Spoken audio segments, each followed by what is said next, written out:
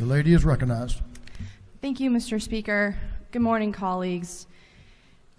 I'm sure a lot of you are wondering why someone like me would speak out against this bill, particularly because my community is relatively conservative on these issues. But I'm here once again to talk about unintended consequences because apparently that's been my brand around here. There has been an increase in bills targeting this community. While I'm sure many of you have the best intentions, the unintended consequences are far too severe. And there will be those that will share way more facts about that and have more expertise on this than I do. But I'm here to tell you that a lot of these bills right now focused on medical issues had started in other places related to sports. Then there was messaging about what people are wearing and who's wearing what and who's dressing how and what they're putting on their birth certificates. And the not so fun fact is, I went through that as a kid. I was told as a child what I can and cannot wear while playing sports because people were too concerned about what was on my head. And those same laws and rules were then used last year on trans kids. So I know that not a single one of you thought about someone like me when passing bills like this, but I can tell you right now that's where they started. And I'm here to implore you because I've spoken to a lot of you, and I know that you have the best intentions at heart. But the unintended consequences of this kind of legislation will have terrible impacts on the kids that you are trying to protect. Because their parents know them better than any of us can and will. And it does not make sense that for those of us that have never spoken to those kids, that have never sat down with those kids, that have never heard those kids, make laws about those kids. And so I'm here to implore you, please reconsider this bill and look at the potential unintended consequences and what it is setting up for future legislation and how it can impact other people. Thank you. I yield the well. The lady has yielded the well. Representative Hutchinson is recognized to speak to the bill.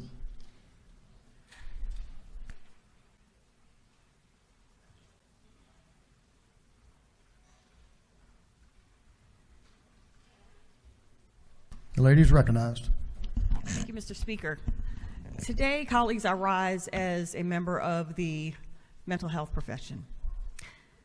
The bill today, one of the premises is that there's a rise of cases of trans kids in this state, and that is true.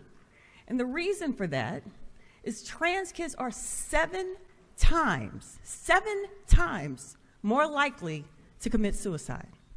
7 times. There is no other population with that kind of statistic, none. That means if in Gwinnett County we had 100 kids to commit suicide, we could have 700, 700, just because they're going through a clinical treatment plan developed with their mental health professional and their parents.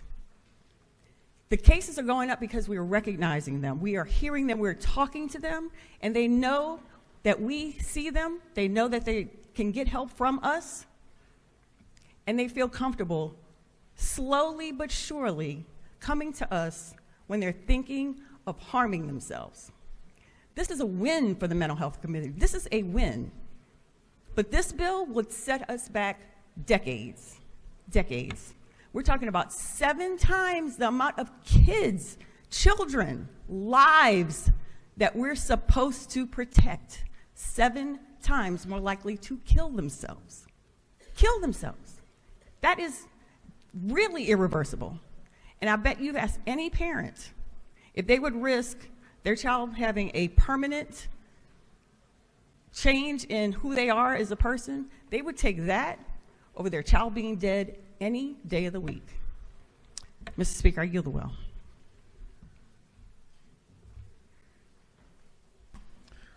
Representative Park Cannon is recognized. Speak to the bill.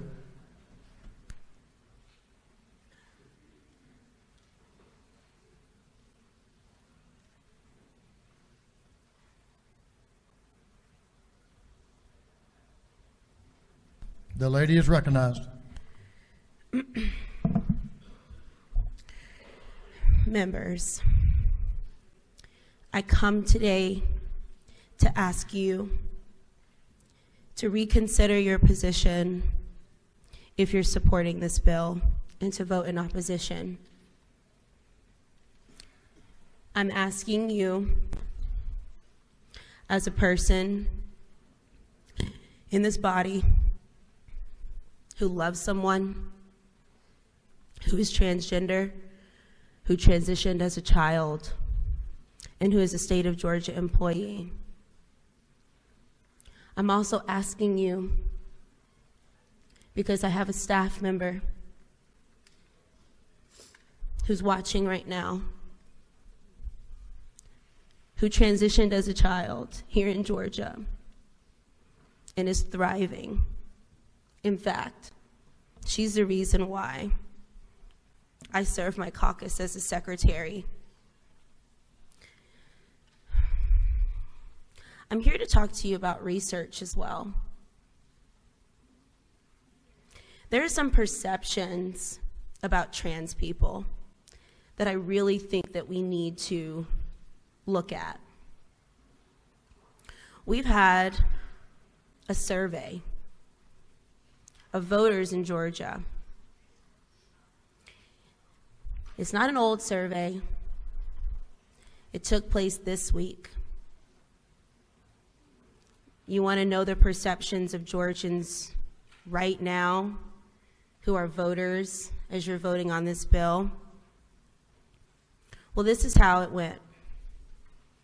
40% of the respondents were called on the phone.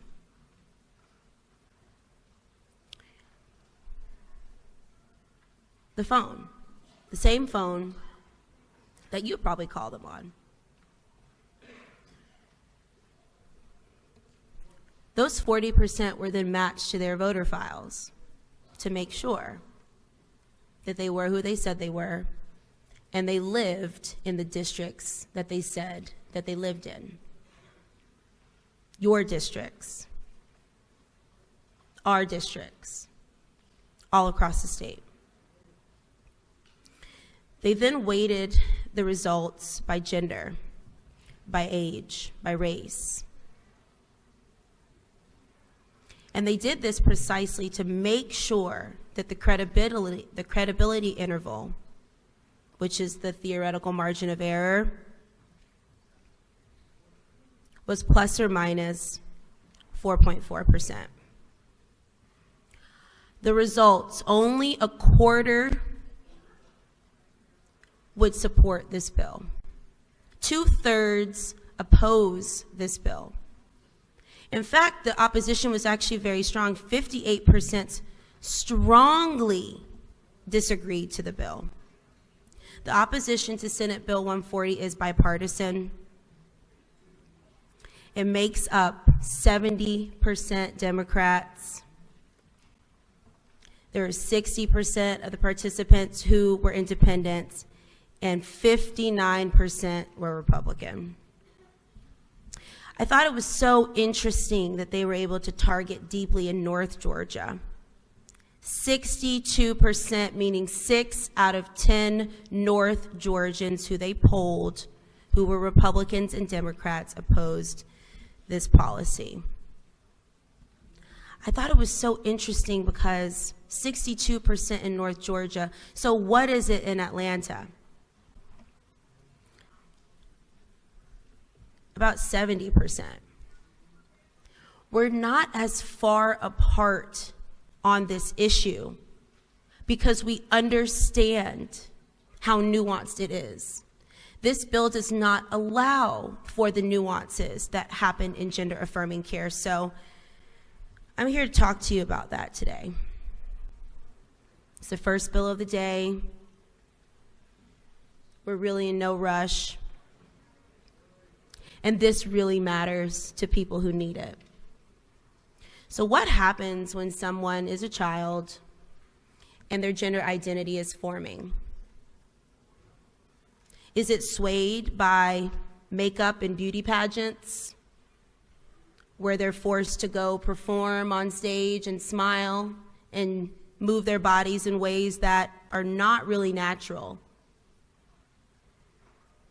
Or is it that kids find themselves talking to their preschool teachers when they're outside playing with the boys and the girls, and they might say, "I'm not a boy, I'm not a girl.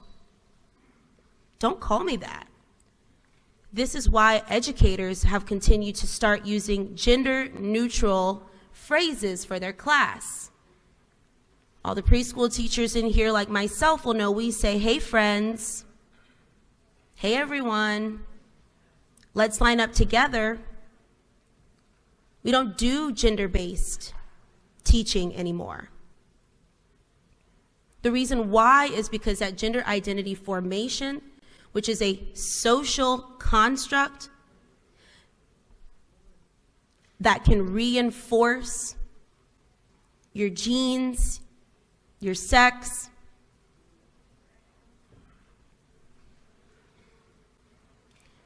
can be reinforced by medicine. I know deeply the people who this bill will impact. They're the same people who have called and emailed you and have gotten no responses. It's not right. We don't even have a single transgender elected official in the state house or Senate, and yet we're setting policy. In the Senate, we have someone who has a transgender child, and we did not listen to her on this bill. We all received this letter. 500 medical professionals who have said that they are opposed to this bill. This impacts their practice. But in the committee instead, one person of medical experience spoke who does not serve any gender-affirming clients. 0 she could not speak to. What's going to be the impact of this bill? I want to show you. Do you know what this is? These are black market drugs for gender-affirming care. This is what parents will have to start giving their children. Similar to the THC issue we had here, where we were all so concerned about parents trying to help their kids through medical instances who needed support, instead of having to travel state lines, go on the black market, order, and get it in black bags. This, you have to break this. It is glass. It can be contaminated easily. You then have to inject with this. This is what we should be giving our students, our kids that need the support past the hormone blockers. This is given by a provider, a supportive provider. It has a prescription. It has information about what it does. Not this. I am begging you today, please consider voting no on Senate Bill 140. I yield the well. The lady has yielded well. Representative Al is recognized to speak to the bill.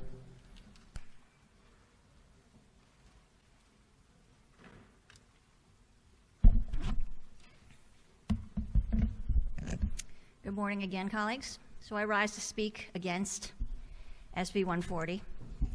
This bill would make it illegal to perform some forms of gender-affirming care to transgender and gender-diverse children in the state of Georgia, in conflict with the health policy guidelines set by the American Academy of Pediatrics, among many other medical societies.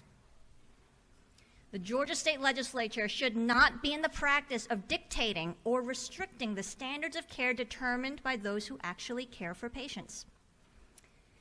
If, for example, the legislature drafted a bill restricting prescription of certain chemotherapy agents for cancer treatment, or started passing guidelines for perioperative approaches to treatment for acute appendicitis, we would all clearly understand that to be ludicrous.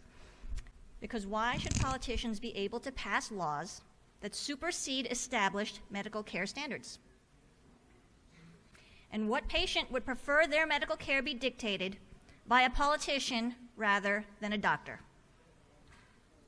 Further, there was an amendment introduced to SB 140 in committee, which would create a cause of action where doctors could be held civilly or criminally liable for caring for transgender and gender diverse children according to the standards of care under which we are ethically obligated to practice.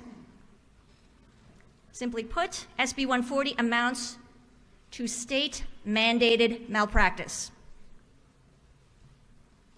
I am enraged and dismayed that this bill passed out of a committee on which I serve, despite the best efforts of my colleagues to speak logic to absurdity and apply scientific rigor and data to anecdotal evidence and conjecture. I want to acknowledge the families, activists, and allies for continuing to work with us to defeat this bill.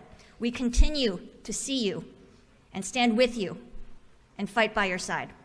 And I hope a majority of the members of this body will join me in voting no. Thank you. I yield the well. The lady has yielded the well. Representative Holcomb is recognized to speak to the bill.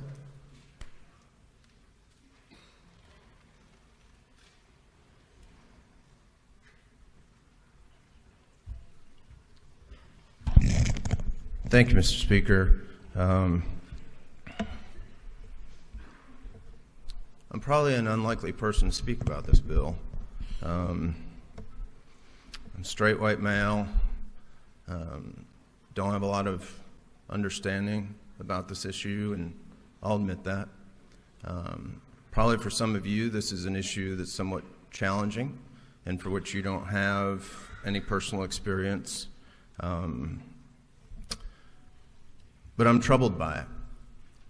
And I think those that are proponents of this bill believe that it will, or is consistent with the medical principle of do no harm.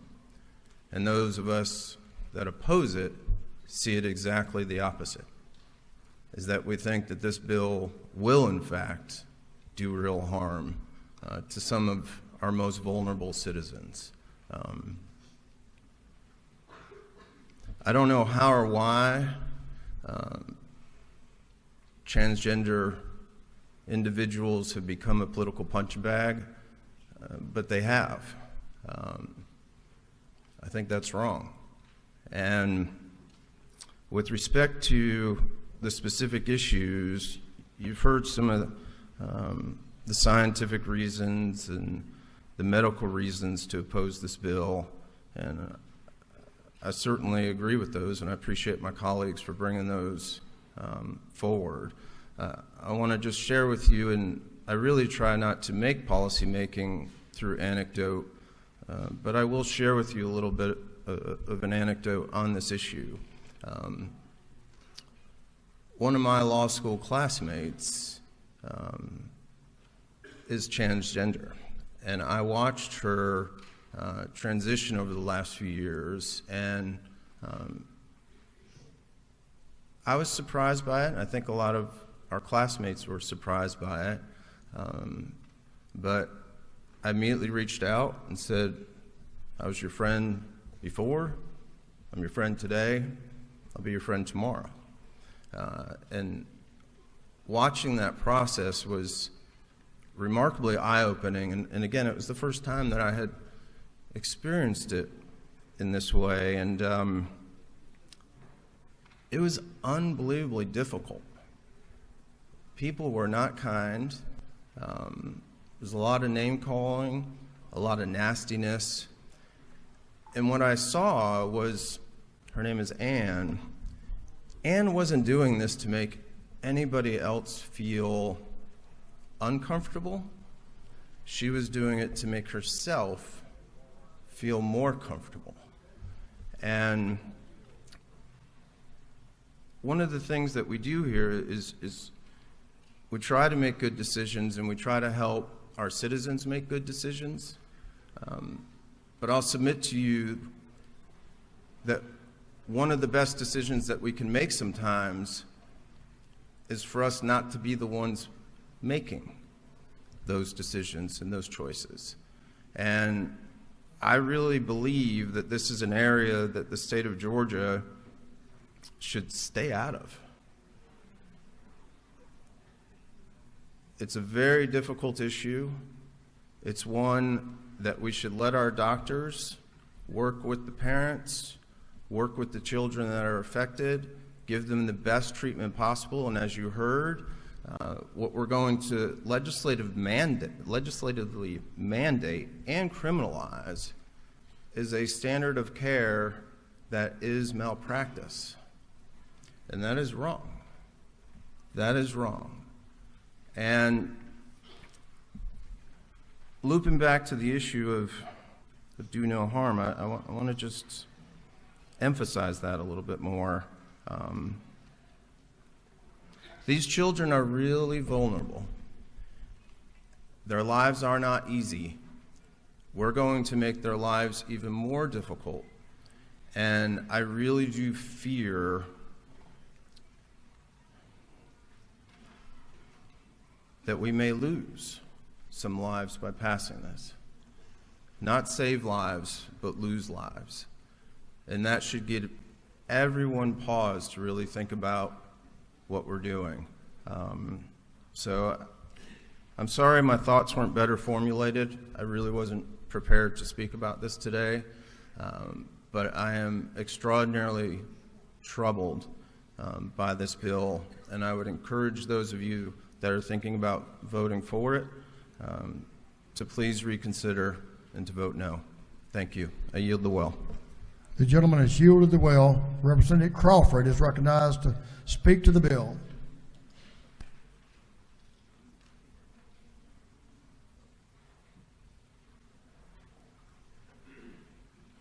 The gentleman's recognized.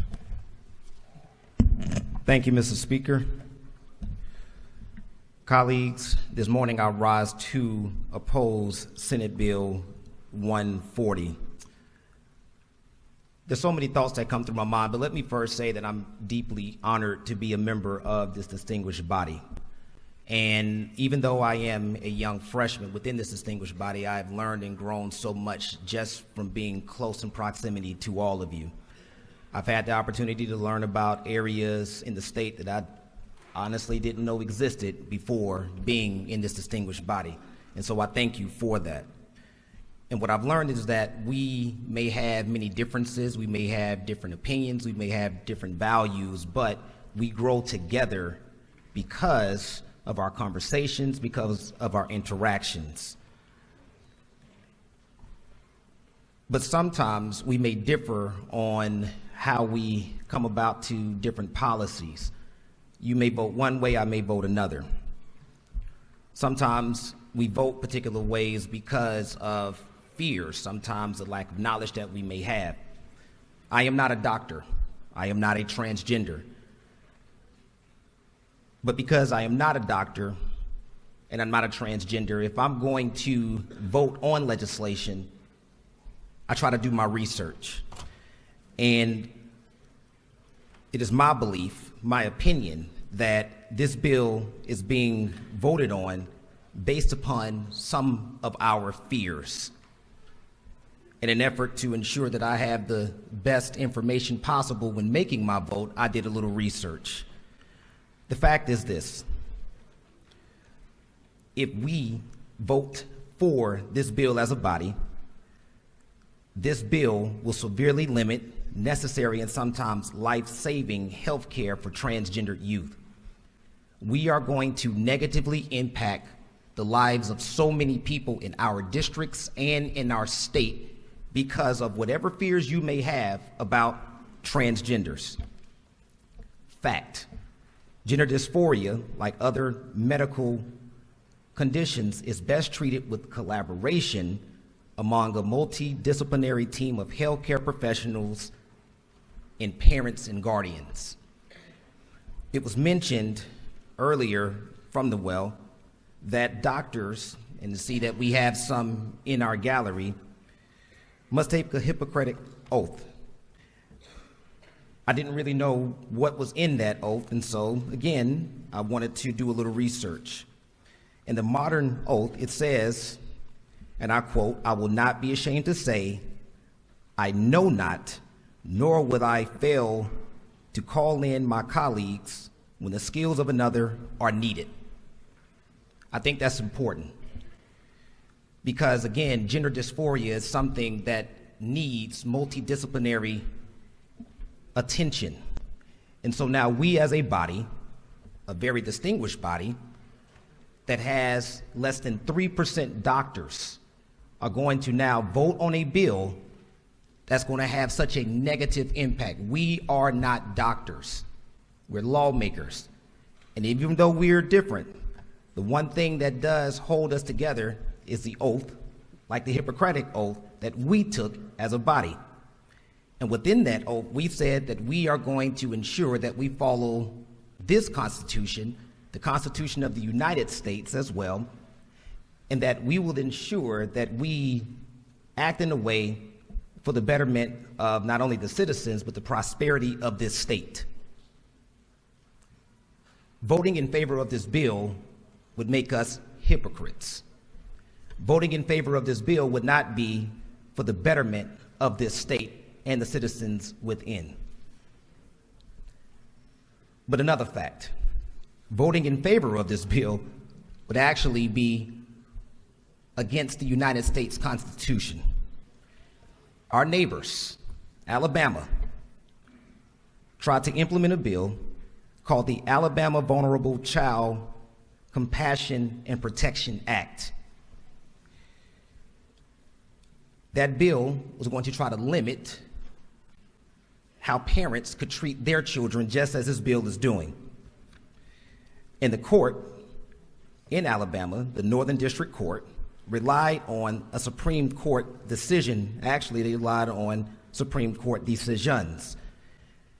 And what this court said is that even though sometimes medications and sometimes procedures may be risky, what's most important is that a parent should have the ability to determine what is best for their child.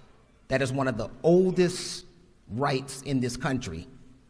This bill makes no exception for that. What this bill does say is that an operation can be done if it is deemed to be medically necessary. Well, then I ask you, what is medically necessary? We've heard people come to this well before me and discuss that there are young people that are probably going to take their lives because of some of the issues that they may face. I'm going to ask you to oppose this bill and vote no for this bill, because doing so will save multiple lives. I'm going to leave with this. This morning, on the 35th day of our legislative schedule, the pastor says, your family deserves your best. The greatest gift that you can give is the best version of you. That right should be enjoyed by everyone, transgender, not transgender. Allow parents to make the decision. I urge you to vote against this bill. Mr. Speaker, I yield the well. Thank you. The gentleman has yielded the well. Representative Draper is recognized to speak to the bill.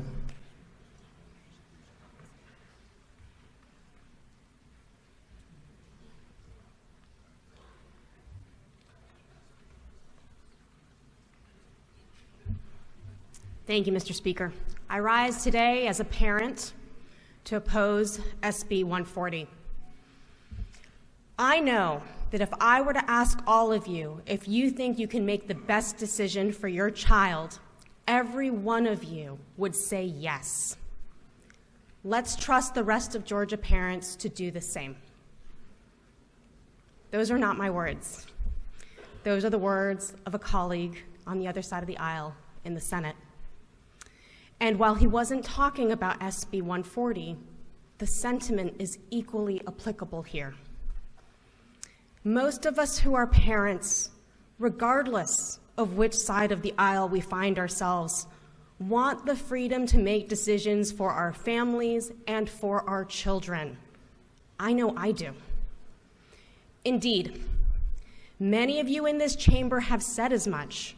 You have declared that it is a parent's right to make decisions about where their children go to school, which books they read, and which subjects they study. And I suspect that there is not one parent in this chamber that doesn't believe that he or she should be the one to make critical health care decisions in consultation with qualified medical professionals for their minor children. And yet SB40 attempts to substitute the judgment of the state for that of the parents of some of our most vulnerable children, those who identify as transgender. That is wrong, and it is not what this body should stand for. We know that gender-affirming care is critical for our transgender youth. We all know that mental health is a critical issue among Georgia's young people, and trans youth are at an even greater risk for mental health issues, including an increased risk of suicide. Studies show that 56% of trans youth have reported suicide attempts, and some 86% have reported considering suicide.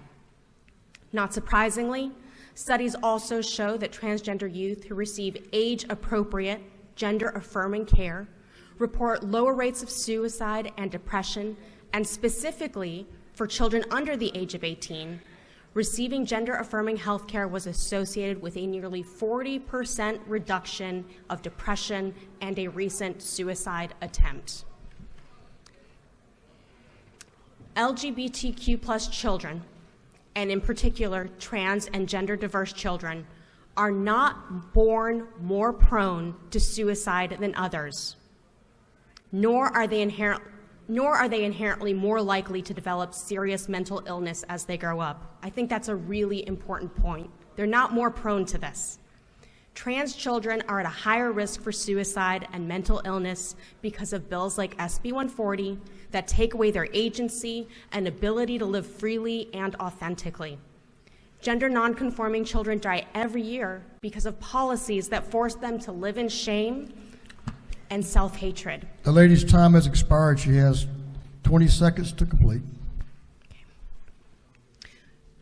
Let me speak from the heart here. As a parent, you do not have the choice to say whether your child is tall or short. You do not have the choice to say what color their eyes are. You do not have the choice over whether your child is a boy or a girl or some way in between. When you choose to be a parent, though, the most important thing that you can do is love your child. And loving your child means standing up for them and ensuring they get the care they need in whatever form that takes. The lady's time has expired. I implore you, please oppose this bill. Thank you, Mr. Speaker. I yield the well. The lady has yielded the well. That's 30 minutes for those opposed to the bill. Now we will hear up to